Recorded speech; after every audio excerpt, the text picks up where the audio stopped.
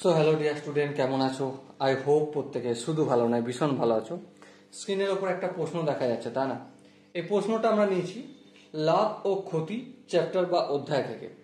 প্রশ্নটা কি বলেছে প্রথমে আমরা মন দিয়ে পড়বো, বুঝবো, তারপর তার সলিউশনের দিকে আগে যাব। ওকে, দেখো প্রশ্নে বলা হয়েছে এ একটি দ্রব্য বি কে 5% লাভে এবং বি ওই দ্রব্যটি সি কে 10% লাভে বিক্রয় করে। ওকে, যদি সি এর ক্রয় মূল্য 2310 টাকা হয় তবে এ দ্রব্যটি কত টাকায় কিনেছিল। দেখো আমরা ধরে নিচ্ছি, ধরি কি ধরবো, ধরছি আমরা যে এ দ্রব্যটি কেনে এক্স টাকায়। ওকে, তো এটা আমরা ধরলাম। এবারে এ যখন বি কে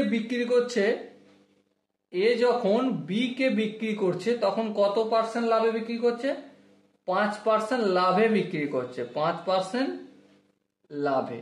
তাহলে এই কথাটাই যদি সাজিয়ে লিখি, এ এর বিক্রয় মূল্য ইকুয়াল টু সি এর ক্রয় মূল্য। হ্যাঁ ঠিক, এ এর বিক্রয় মূল্য সি এর ক্রয় মূল্য, সরি বি না, হ্যাঁ ঠিক, বি এর ক্রয় মূল্য সমান। কেন সমান?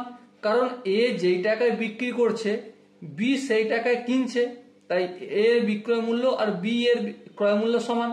এবারে কত টাকা সেটা হবে এক্স টাকায় এ কিনেছিল, হ্যাঁ, এক্স প্লাস, মানে এ তো লাভ করছে, কত লাভ করছে? এক্স এর 5%। এবারে এখানটা যদি আমরা ক্যালকুলেশন করি কি পাবো?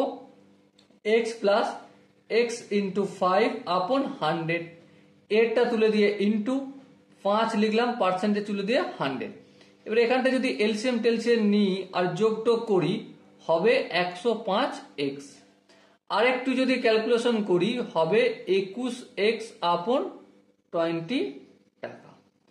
তাহলে দেখো এ এর বিক্রয় মূল্য, বি এর ক্রয় মূল্য কত পেলাম আমি? 21x/20 টাকা পেলাম। এবার গল্পটা কি আছে? বি এই জিনিসটা বিক্রি করছে কাকে? সি কে বিক্রি করছে। লাভ কত রাখছে? 10% প্রফিট রাখছে।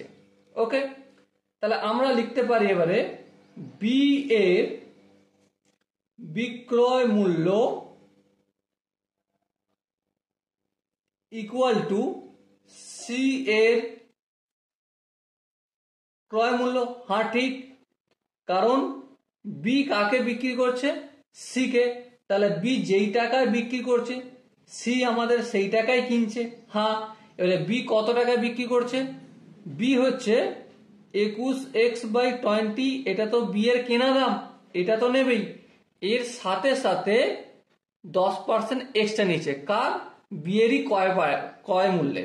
তাহলে 21x/20 এর 10%, এক্সট্রা নিচে 10%। হ্যাঁ ঠিক।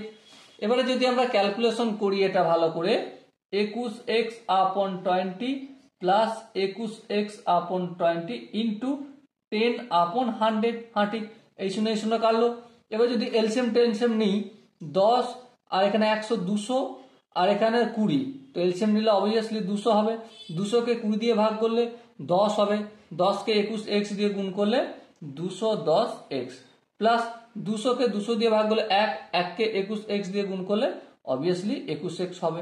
এবার এখানটা যদি যোগটোগ করি, 1 0 1, 2 আর 1 3, আর 231x/200 টাকা।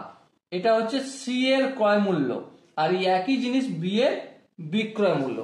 এবার একটা কথা বলো, প্রশ্নতে লেখা রয়েছে সি এর ক্রয় মূল্য 2310 টাকা।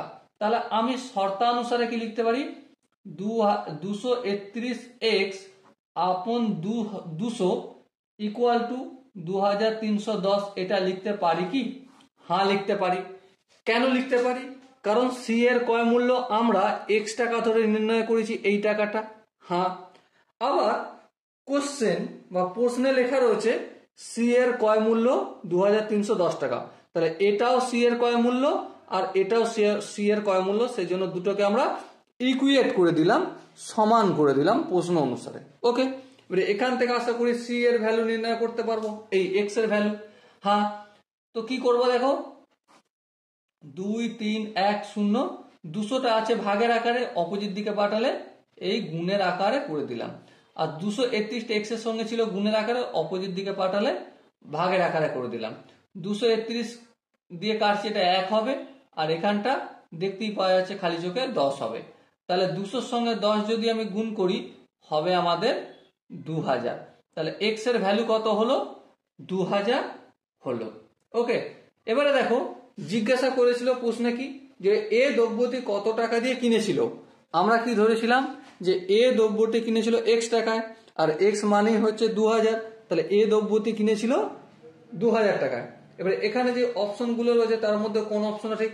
অবভিয়াসলি অপশন বি হবে আমাদের সঠিক আনসার। ওকে, আই হোপ প্রত্যেকে এই কোশ্চেনের কনসেপ্টটা বোঝা গেছে। যদি কোনো জায়গায় বুঝতে অসুবিধা থাকে, কনফিউশন থাকে, ডাউট থাকে, কি করতে হবে? কমেন্ট সেকশন আছে, কমেন্টে অবশ্যই জানাতে হবে। আর দেখা হচ্ছে নেক্সট ভিডিওতে, ততক্ষণ পর্যন্ত ভালো থেকো, সুস্থ থেকো এবং জয় হিন্দ।